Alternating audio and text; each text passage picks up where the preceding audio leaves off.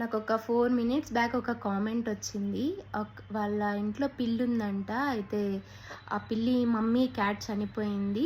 పిల్లలున్నాయి. 3 cats అంటే kittens ఉన్నాయి.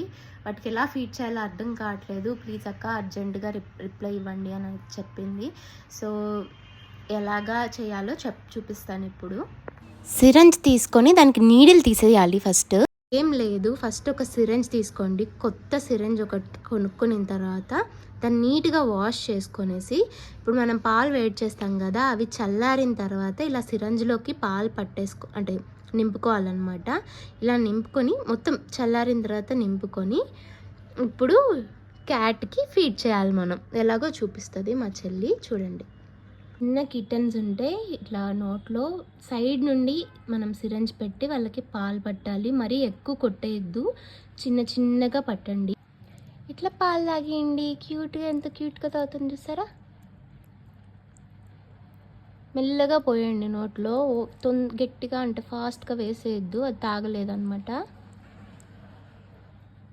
ఓకేనా, ఇంతే సింపుల్గా. అంటే అవి వాటంతటా అవి పాలు తాగలేవు, చిన్న పిల్లలు కాబట్టి ఇలా తాగిపించాలి మనమే.